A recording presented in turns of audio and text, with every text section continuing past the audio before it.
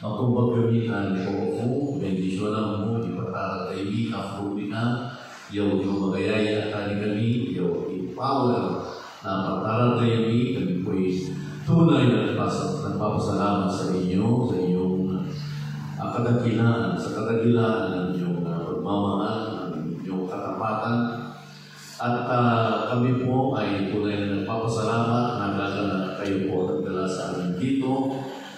At sa oras na ito, nabigyan po kami ng pagkakataon na mahawakan ang inyong banal na trono at makita ang inyong kapangyarihan, marinig ang inyong banal na salita. Dinadalangin namin, Panginoon, na ihanda po ninyo ang puso namin, linisin po ninyo ang bawat sa amin, upang kami ay karapat-dapat na magpuri sa iyo at makapagbibigay po kami ng kalwalhatian sa inyong dakilang pangalan. Yaw, itasalmi ang dahan ng Jesus.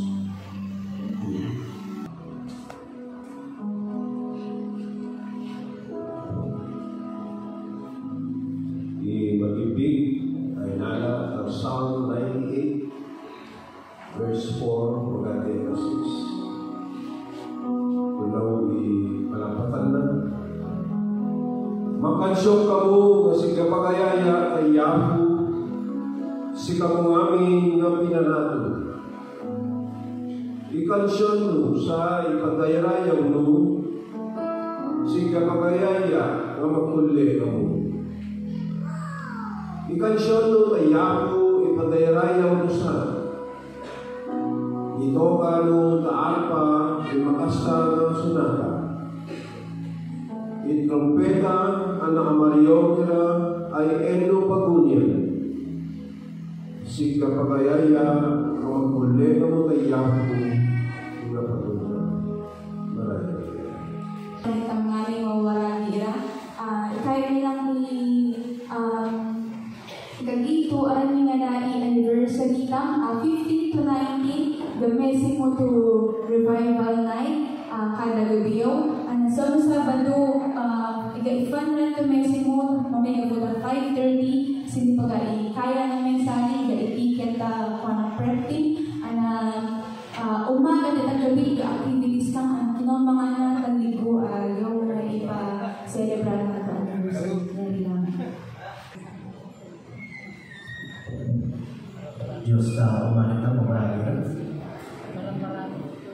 No, Biblia daw, hindi ko siya magatalita, na nakakatatang ka Roma 6, verse 11 at 14.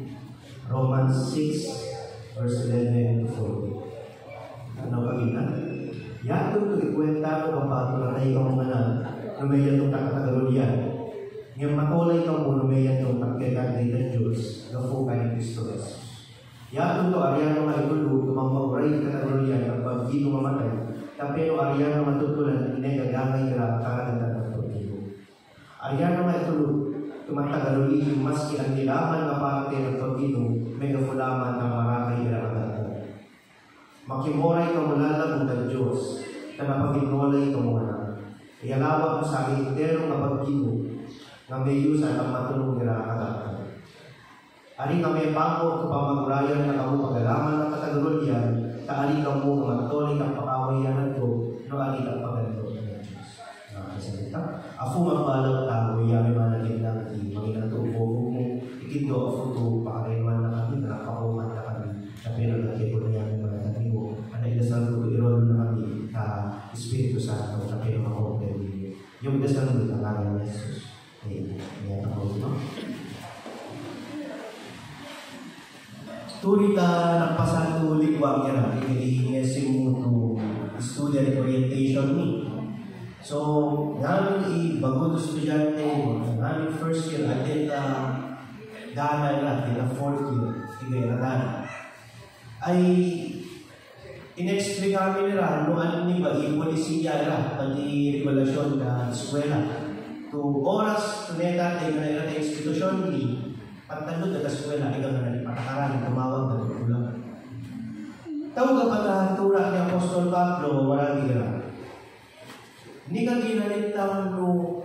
na ba dapat ipagtuloy ka? Kung nusitang na nagtuloy sa mawita, ika na bago tubuhay ka. Akala ni Jesus. So, di dapat to title yung mensahe to our new life in Christ. How should we live? Bago tubuhay ka ni Jesus, kung nusitang yung ipagtuloy. So, number 1, mawuragi ka na. Kaway na bago buhay kang kanya Jesus.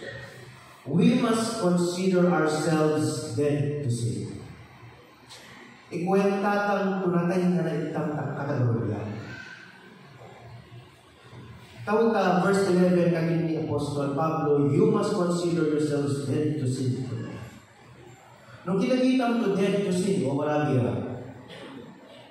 Ikaya ka kagyang to, awang na dapat yung iikwa. Dati, kung mag-enjoy mo na katagawin niya. Awang ka na nakapangangalipin ng limo. Dapat manunod ng anong ma-realize kang to, awang ka na itang tawag ng katagawin niya. Nganta na ni dapat to ikonsiderata mo yung bagitang to na tayo na katagawin niya. Kagina ka verse 4, to niddan na itang nayako na to bago to buhay. Iginanaw tuturi, gafutan ni kabautiso tam ay neta-neta ng bitang sa megafutan nesi po itang kapatayin. Yatong tulungan na si ipag-inolin ni Kristo, gafutan makapapaw, makapanguha ng yaman, kung natin gapato matolin itang bago na ito. So, neta na itang to bago to buhay. Ika na newness of life kami Jesus. Ang kagina dito, verse 6, to ay amutan, to yuri idana na nakatolay lang, ay natay ka na. Tatangyan pa to ka ni Kristo at krus. Takrus na tapi lumadaraling pinagtagululi na pagkita. Anak ariit kang nananapamagurayan na katatululi. So yuri idana na katakatolay ito. Yuri pinagtagululi ito katakatolay ito. Sa ngalan at daikang kani Jesus, kami pato yatong takrus. Ibig sabihin yun, dana ko sigo, awaman. Natay na niya. Ikaw na bago itong buhay mo sa ngayon, buhay itong alina na itong alipan na katagawin. Yan, nakatang na namawag, magtunay na may tayo. Nakatang na namawag, magtunay na katagawin. So, tawag ka, kay Pablo. Karena ikaya kami itu alikan na belum magkakatagali. Yung ikikita ko sinless perfection. Akar kaya itong ikaya na kami pa. Yan ikaya na kami ay yung paghahari ng katagalulyang kapatolika na fulan, awangan, malaya ka man. Sa mga ipatole ka ni Jesus, ibago ng buhay mo ka ni Jesus, ay yuri isisino ito pagdakal mo, anak ka kinabago, tumaresulta na Christ ang Diyos. Ano mas magiging ka si Jesus. Yung mga nagbago mo. Yan kabilin na ka, verse 12, yato ito ariyan mo nga itulog kumamaguray, ikatagorolyan ang pagbino mo matay. Kapero ang yan mo nga tutulang, hindi niya gagamay ka na karagatan mo. Napunay ba kami na mag-alaga to kito, pati itaw? Ipinangkaduman na ng kito, pati itaw. Kasi nagpo mo kito. Diretso yan ako may nagdabong ako, babalik. Awan na mag-iram na, gusto magkita. Ngayon yung itaw, kada kaya ka itong magkita. Naman na naman, pakarin mo na. Ikaw bago to buhay kang ka ni Jesus. I-remind na itang ni Pablo, ito dapat ariyan ka mga namin kaya marintang ang katagawin. I-desire na fututang na ko ay manatili na ito mahingo. So, napalabay ka mga marami lang.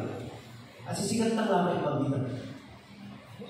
Ikaw mo na ba ikatagawin kapanayan itang magala o nakalayan itang kwa. Nono pang mo ito, natay ka na nakatagawin. Yang tamawag to karagatan mo, kumatuli ka na ito. So yan yung i-ono ko lagi. Kabago ito buhay kang ka ni Jesus, dapat i-considera itong ibablikang ito na tayo na katagawin. Imena duha waragi ra. Kabago ng buhay ng Kanya Jesus, we must offer ourselves as instruments of righteousness.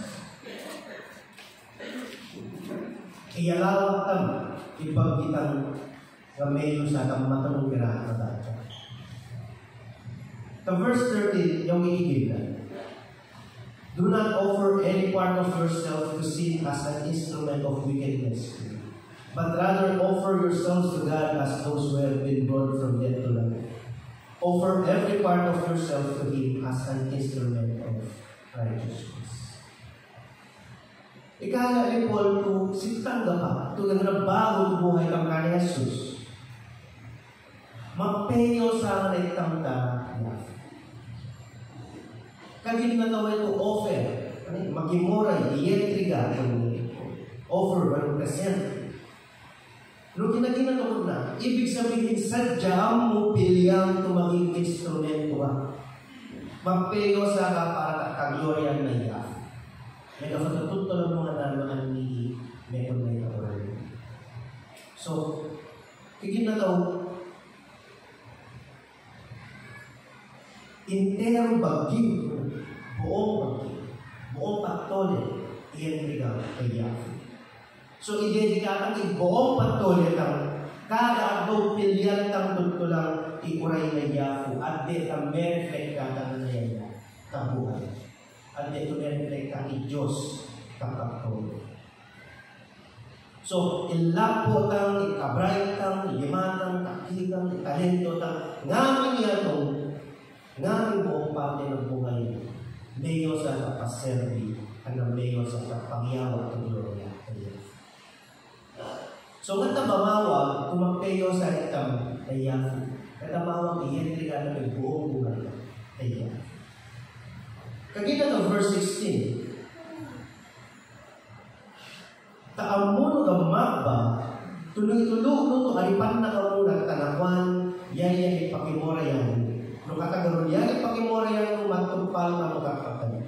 Nung pakimora yan ng Diyos, papakatan mo kami.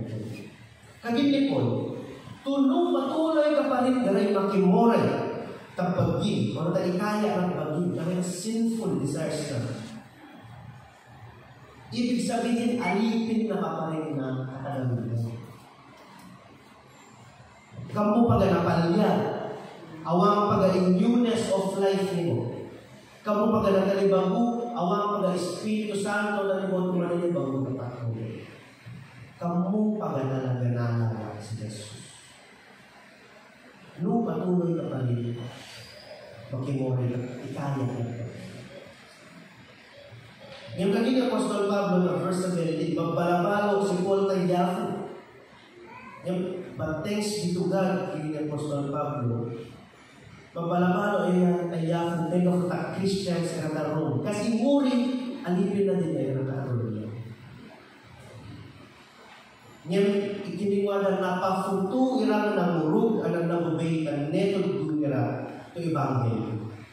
Yan ito naging ni Paul to, but thanks be to God that you who were once slave of sin have become obedient from the heart to the standard of teaching to which you are committed. Takas na naging ni Paul ito, have become obedient from the heart. Ikaya na kagam ito na pafutuda, ginaka, i-ebanghelyo to neto dun. Yung may ebanghelyo, yung may tudun ni Paul, kutakita dahil lamang kay Jesus, tautang malirang ikalayaan na luwa. Ikadalibago ng patulay, anang inano, tumangaray. Yatong inapafutuda, ginaka.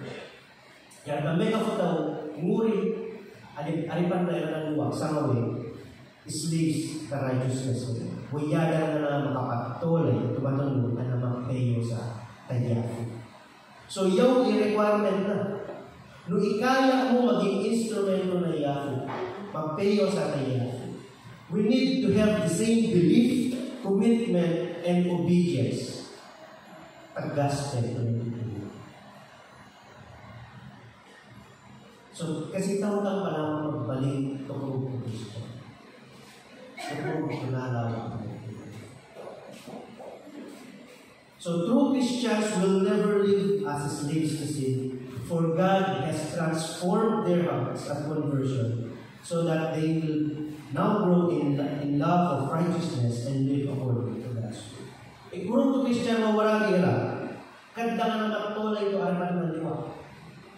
May kafutat tinalibago na iralayafu, kapay no mas madali pagitudan at tanungan.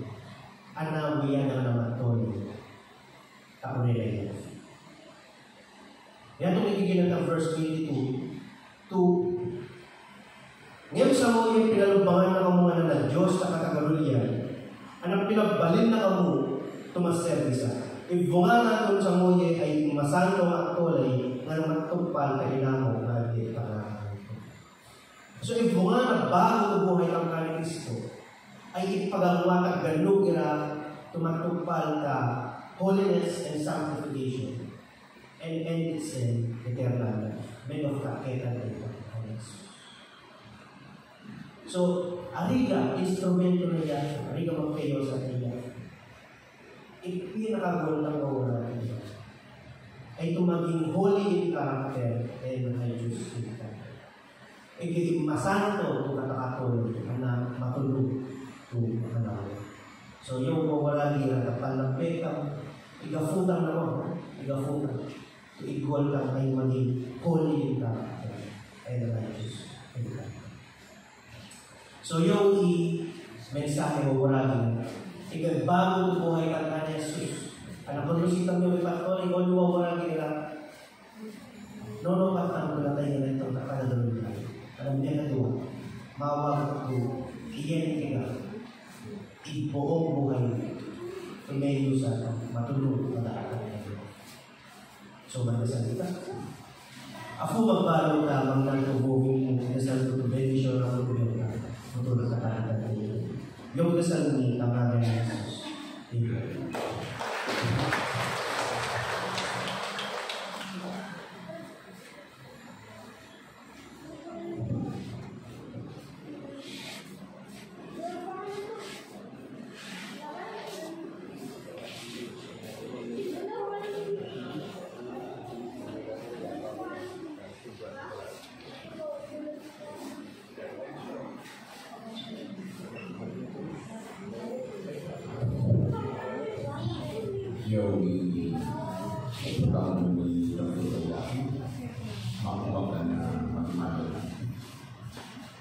Makapanguang Diyos mapalaw ko pinatutugi karawang niya ako lagi natupo iyan talagang sa kanyang Lord, para na mga mato benedisyon mo wala ka na ayaw mo kalifutan tapi kita pun ayaw ang usahan niya o natulog at magkakalain ng sa'yo Lord, mapalo ang matapiyang mapalo ang aming ng mga bendisyon piniro na patuloy sa kawin dahil magdapong para ilang mga makakalaw ng ang ilang ang mayayawan ang agang Jesus sa iyo.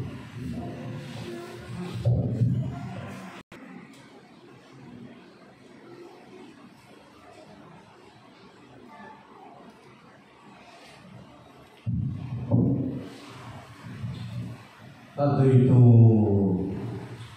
lesson mo napasan ko dagong ay dahil may nagturo ng katuruan sa labas ng tinuturo ng CPCC ay may mga kapatiran dati kasama natin hindi na ngayon.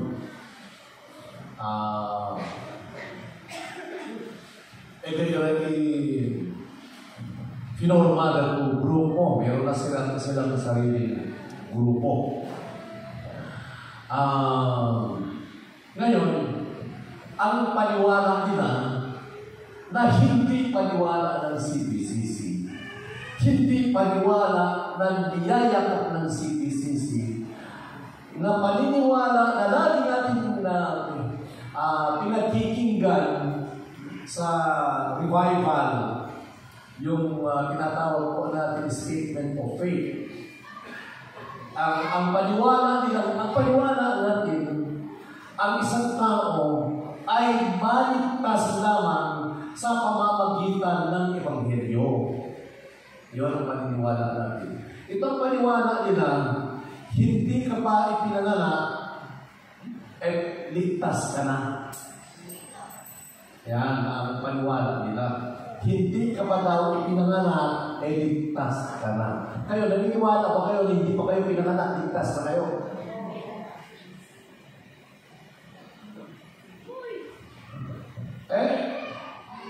Ang kaguhaan po natin, ang isang tao, kailangan niyang mapakinggan ang Ebanghelyo.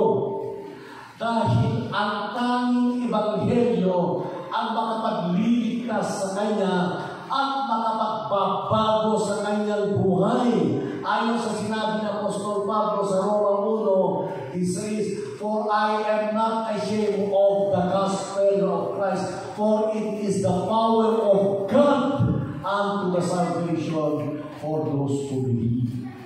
Yan. So, ang paniniwala po natin sa CBCC, pakinggan po natin ito, kasi baka pupunta sila sa inyo, sasabihin, tuturuan kayo ng maling doktrina na magdadala sa inyo sa impyerno. Ngayon,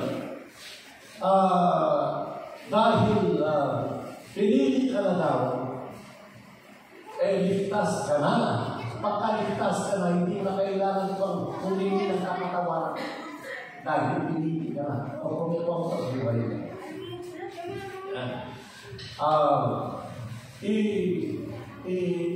Dapat katanggap naman, nagsisimula lamang po ang tinatawag natin newness of life. Nagsisimula lamang yan sa buhay ng isang tao kung meron siyang personal na enkwentro kay Jesus. Kung marinig niya ang Ebanghelyo ng kanyang kaligtasan sa Efeso 1:13, you were also included in Christ. Naging bahagi ka ni Kristo ng pamilya ng Diyos nung narinig mo ang Ebanghelyo ng inyong kaligtasan, Ebanghelyo ng katotohanan. Having believed, nung narinig mo, pinaniwalaan mo, sabi ng banal na salita, you were marked with the seal. Minarkahan ka ng Diyos ng seal. At yan ay ang banal na Espiritu. Sa kakalaman maging Christian, babago ang buhay mo kung pinakinggan mo ang Ebanghelyo, naintindihan mo, tinanggap mo si Jesus sa buhay mo, ang banal na Espiritu, ibibigay ng Diyos sa buhay mo. Dahil sa banal na Espiritu, nanananahan sa buhay mo, yun ang makapagbabago sa buhay. Magsisimula ang tinatawag na newness of life.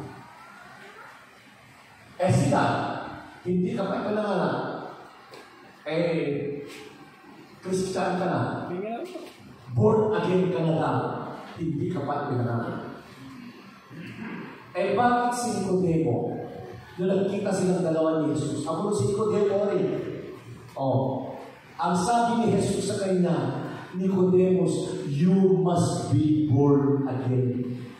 Dapat sabi ni Jesus kay Nicodemus, dati born again ka. Ako mga ganyan. Ako na ako ngayon. Kasi sabi niya, you must be born again. Kasi alam po natin, alam po natin, hindi po limit sa ating kalaman na kayo, nagbago lang ang buhay nyo nung tinanggap nyo si Jesus bilang Panginoon at tagapagligtas. Kayo ba nagbago ang buhay nyo bago nyo na-enkwento ang Ebanghelyo? Naguli ka mo kanto, naging nung nakalawa. Naguli ka mo kanto, naging naging na Ebanghelyo. Naguli ka mo lamang, nagbalik ka mo itong parte na CBCC sa kanya din natin gospel mo. Naintindihan po ba natin? Yan nakatagpurugan itong pinili ng Diyos. Maskino ang ikuang mo, awakan na po yan ang pinili ng Diyos. Di po ka po yung hinanong kumapiyata kayo nga po may impyerno.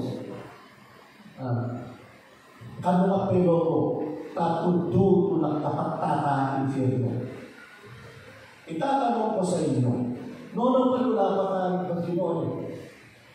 Kung ang Diyos ay meron ng pinili para sa langit at meron ng pinili para sa impyerno, bakit pa niya nilalang ang mga tao na dadalhin naman sa impyerno? Nagdali naman daily Diyos na ito ay doon ba yung impyerno? Itanong nga niyo sa sarili niya yan. Diyos ang magdali ito may ako'y mamagdala ito may ikaw ang pagdyan ko may impyerno. Ikaw ang magdala. No, pang common sense. Hindi po ba common sense yan? Ganito common sense to. Dati isipin mo na may natuwa, isipin mo may impyerno, isipin mo. Kapi ka pa ngayon, siguro ka pa ngayon din, nakalaman ka, tinawagan ko para impyerno. No, pa na ito. Pagkatapos, kasi meron din mga miyembro ng CDCC, kapag ka ako'y nag-explain, hindi ba masama ang loob sa akin? Kasi kaibigan nila yung bakit kapag siya nag-explain, pinakikinggan nyo? Kapag ang church ng CDCC nag-explain, hindi nyo pinapakinggan, nasasaktan kayo. Samantalang tama ang tinuturo ng CDCC at kinukorekta ang katuruan ng CDCC sa isang katuruan na hindi sigurado. Ang pagkaalam kasi, kapag kinurekta ang CDCC ng Antias na may paniniwala na katulad ng CDCC. Milyon na Kristiyano ang paniwala katulad po natin. Hundreds of thousands of churches ang paniwala katulad natin. Hindi yung paniwala ng CDCC, paniwala ng isang nakakabagan, paniwala ng church na nasa kanal. Pagkakauntukon na naman. Kapag kinuliksa ang doktrina natin, kapag kinontra, ang kinontra ang doktrina ng maraming conservative, dissenting iglesia, sapagkat ang CDCC ay dissenting iglesia. Naiintindihan po ba natin? Kaya tayo, hindi natin hinahayaan na magturo ang isang tao dito sa church na magiging dahilan na ang mga kaluluwa nyo ay mapapahama. Hindi ko hinahayaan yan. Huwag ko ating yan. Last week, pag-aagal, may usap ako kasi sinudwat na tinuruan ng doktrina.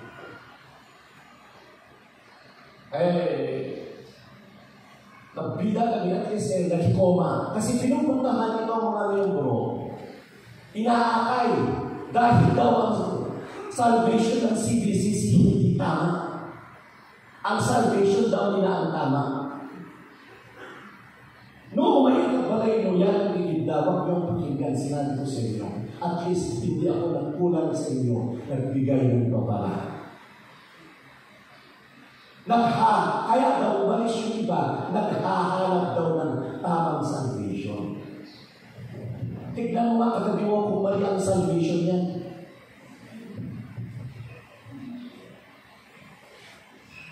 Kayo ba mali salvation nyo? Klase ng pamumuhay pa lang nila eh. Alam mo na mali ang salvation nila. Di ba? Kapag tinanggal ka dito, mali ang salvation mo. Yun. So ngayon, ikaw ay ang tao ko ay makasalanan. Bawat isa sa atin, naiintindihan po natin, nararamdaman po natin, alam po natin, naranasan natin na naging Christian na po tayo, nagbago ang buhay natin nung tinanggap natin si Jesus bilang Panginoon at tagapagligtas. Amen. Amo naman ba, dati marakit kami. Di ba?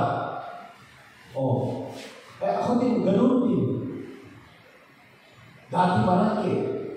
Nung naikwento ko si Jesus, nakilala ko siya, pero nagkaroon ako ng tinatawag na newness of life. Yan ang tinatawag natin na your life in Christ. Meron kang bagong buhay kay Kristo. Bagong perspective, bagong pananaw, bagong layunin, bagong pag-asa. Kunwari, bagong pananaw mo, bagong layunin mo, bagong magbago. Yun po ang tinatawag natin newness of life. Yun daan to katakatole, di ba na 2 Corinthians 5:17, alam po natin yan. If anyone is in Christ, he is a new creation. Behold, the old has gone, behold, the new has come. So, no ikat-meta ay nakayang Kristo, kaya ito pagkalaan siya ito mabalik ito, bago ito pinarati, bago dinalang. Kaya ito tinatawag natin newness of life. Lumen at pinagkalang Kristo. Ang maling interpretation nila kasi, sa ang CBCC ba naniniwala na bago pa man tayo pinanganak, pinili na tayo ng Diyos. Naniniwala tayo dyan. Kaya lang, sa Ephesians 1:4, tingnan mo Ephesians 1:4.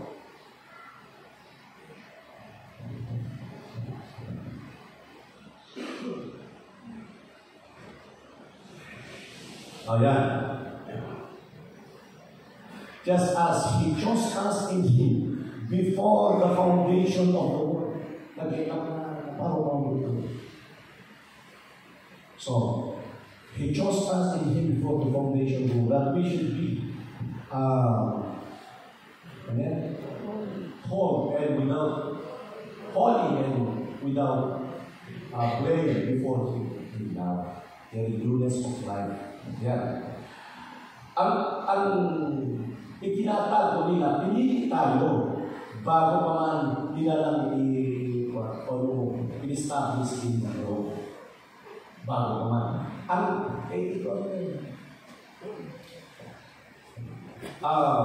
Ito ang tinatanggal nila.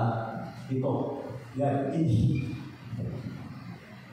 Pinili tayo. Pinilihan ka ng Diyos na hindi pagkakaroon ng kapag ng mundo. Yan lang kiniga. Tinatanggal yung inhi. Kasi yung inhi dyan, napaka-importante. Yung inhi. Yung inhi dyan sa Jesus. So, ibig sabihin, kasi ang pagkaunawa nila, pagkaintindi nila sa pagpili ng Diyos, sino ang magpili ko? Yaya o yaya? Yaya ito na pagpili. Tanong na pagpili ng Diyos? Pinilihan na itang ng Diyos. Ito, sabihin ko sa inyo. Pinilihan na itang ba ng Diyos, may gafunigan mo o may gafunisala pa?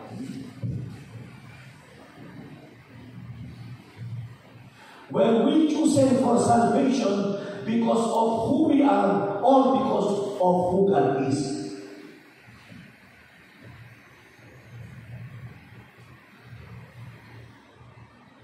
Ikurgat ba? Pinilihan na itang ng Diyos because of who God is, not because of who we are.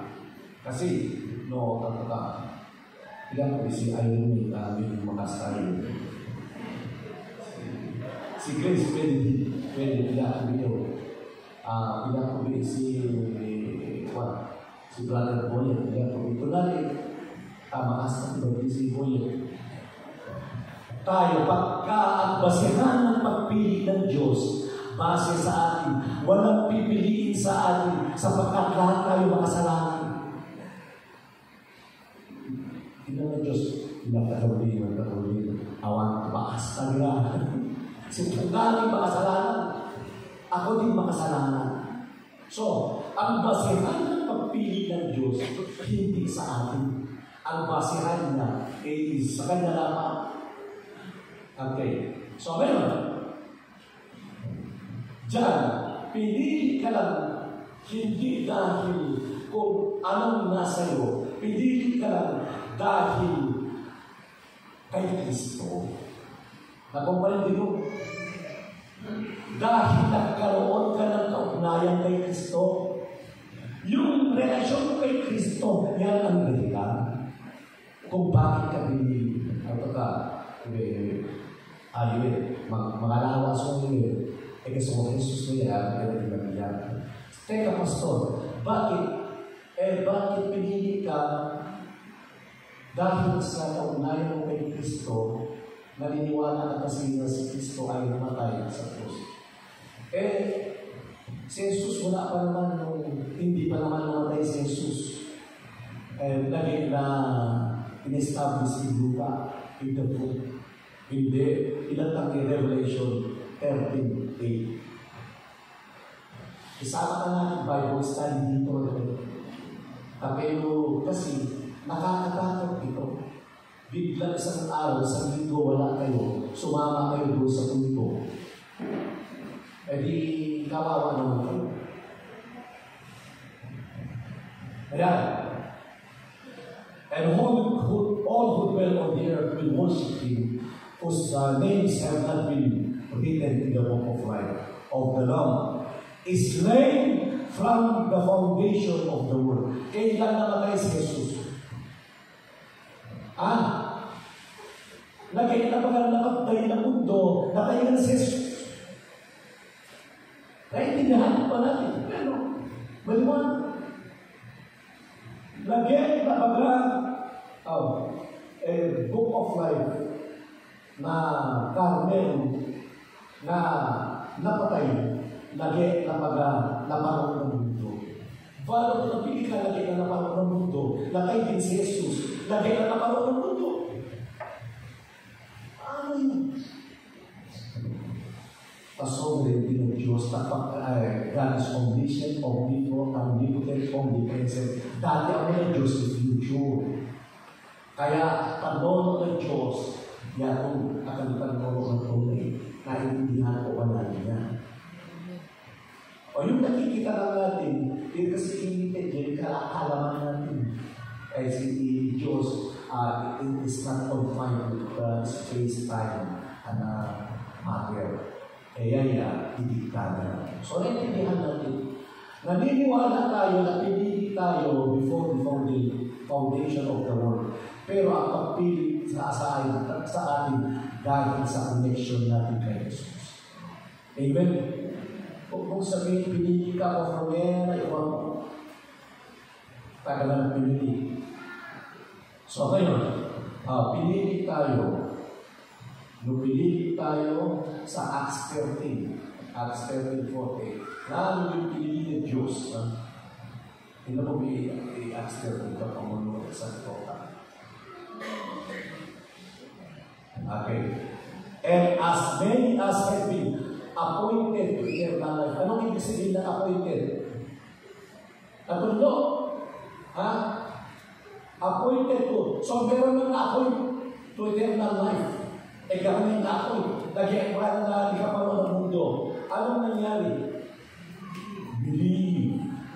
Kailangan, maski nung natudlo ikan, kailangan believe. Yan. Kasi itong maniwala nila, hindi mo daw kailangan maniwala. Hindi mo kailangan manampalataya. Believe. Na-appoint na lang, yung kailangan ng pag-believe. Si Kabul, kinurog mo, ebanghelyo awang. Lukat mo kinurog, may kapatay maski kompleto ang enders of CDCC. Kailangan pulog mo ito. Gusto ko pinagtaruli na indukan na ng Diyos si Jesus ay nakailang gusto na yung bagan na iliwango. Mamakatalo ka, naniniwala ka na ikaw mga makasalanan, subalit mahal ka ng Diyos, ibigay si Jesus upang siya ang mabayubay sa krus, upang lahat ng iyong pagkakasala at papayaran doon sa krus ng Kalbaryo. Kapag ikaw ay naniniwala, nagtitiwala, nananampalataya, na siya nananampalataya sa krus para sa mga kasalanan mo. At ikaw, tinalinggan mo ang buhay ng kasalanan at Pasakot ka sa Kanya. Ang gagawin ng Panginoon, patatawarin lahat ng iyong mga kasalanan at ibibigay sa iyo ang banal na Espiritu. Yan ang iman ka na makakuha ng Kristiyan ka. Dahil nananahan ang banal na Espiritu sa iyo, mamega kung magbago pananaw ng buhay. Ayaw ang mensahe at na ako ay nagkaroon na tunay.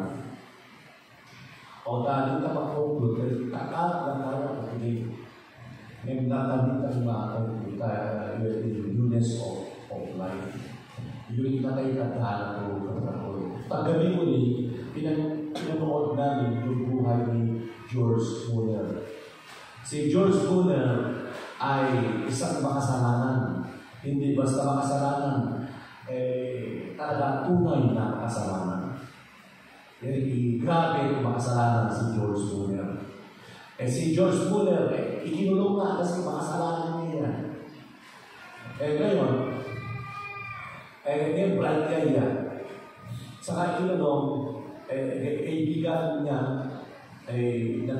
nagbigay ng bayad para sa ginawa ng krimen. Pinalabas si George Muller.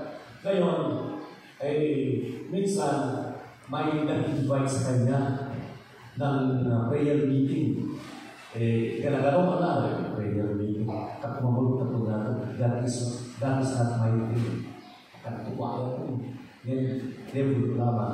Tulad na never pa prayer meeting, pabibigil ko Bible, binasa ang Bible, pagkatapos, in-explain ng kunti, pagkatapos na nalangin, bibigil si George Muller. Tayo na rin ito magbago ko sa nananog at gospel. Inunay ng katali, alines mo ka ni George Muller, isang makasalanan, sobrang talo na liwanag. Nagkaroon niya ito vision na nga orphan, inaalam yung orphan ko kasi na yung stitching direct na awan ko yaman na inaanay na ating kabalin na ngayon awan ko pagkana. Eta dasar na tuloyan na yung pagkana solida na Diyos o karagdagan. Makala ang pipitangan na igasal na ito ege-imaduli para ating pagkana na ege-imaduli. Hanggang sa nagpatayo ng building, malaking building. Hanggang paramihan mga bata, yung mga homeless, mga orphans, nagarte ka ng 1,000. Hindi ko kailangan ng another building, may nag-donate na naman. Hindi siya nag-release ng fund, hindi nanghihingi ng pera, ang ginagawa lang niya, nananangin. Bintang, nakapila ng mga bata, kakalo nila, hindi na nangumiso, wala tayong ipapakain. Wala pang breakfast, walang pera, walang pang-bill. Sabi ni George Muller, iplastaran mo na ilanesa, basta kayo bigyan. Yung sir, awan ko kalagda. Awan mas ipalata, breadcrumbs, awan. Basta iplastaran mo. Iplastaran na rin. Na kayo ng i-bill. Pagkatapos si George Muller, hinina ng Diyos, paano ka ako? Yawa ko ka ng bigas sa mga. Mas ginawa ko ito na. Paano pamakamit kami. Kabalin mo ng kasal, galatot ko. George, para dewa, kakumakalo, kagalimunin kita na kaya ko ang Diyos, pagluto nga ako, ako na tinapay, liyanin ako yun, yan. Sige, kato mo. Kailangan tinapay na. Ang natutubang magbayag hospital na ito, panatutugan ko. George, kadarali na eksakto tagalog na orphanismo. Tama-tama na natapat sa orphanismo. Ngayon, kapag i-building na, pinalakan na, masisira ang gatas ko. Ibibigay mo na lang sa iyo lahat ng gatas. O nakakatrakin ko gatas. Yawa na lang yung nagila. Kakakain sila. Ngayon, ministry ni George Muller, nakilala na po ito, katawag ng piling, Ate Samuel. Nakainigaya, Ate Samuel, nasikat yung ministry na. Alinis mo ka ni George Muller. Sinner, Nung na-encounter si Jesus, nagbago, nagkaroon ng newness of life. He was dead to sin. Pagkatapos, ginamit ng Diyos na ang instrumento at parang alis. Ganun po, huwag niyong sabihin na dati ginagawa na ng Diyos, hindi ka pa ginagawa. Saka ka lang magbago sa kaunang bilang. Amen? Sa kaunang maalawa mo si Jesus. Mahal ka kita na naman. Magbago ang tudong, magbago ang loob. Ingatan mo nyo congregation, kapo itulong, ito madalang. Kakulangan, taig ka tolay na sipo to madalang kanila. I want to tolay to ay relasyon na kaniko. To daralan na igawain mo. Walang tao Panginoon na nakakilala sa inyo, may kaugnayan sa inyo, na siya mismo sumisira sa gawain mo sa church. Hindi po galing sa inyo yan. At dinadalangin na yung Panginoon na patuloy kayong trabaho sa puso ng bawat isa sa congregation sa amin na Panginoon, mag-usap at gamitin po ninyo kami bilang instrumento ng kabutihan. Hindi kami pahililan sa anumang katuruan, hindi katuruan ng langit, hindi katuruan ng CPCC. Kami po ay nagbago, binago ng kapangyarihan ng Ebanghelyo, binago ng kaugnayan namin kay Kristo. Kayo po ang nagbago, nagpabago sa buhay namin. Kami po ay nagpapasalamat. Gamitin po ninyo kami sa oras nito. Idasal niya po to sa kalihan daw ni Tatay Kumadaran. Pagkalakanayon ng inyo ko, tagitundong is salvation is from faith to faith. Yaw idasal ni ang ngalan ni Jesus. Amen.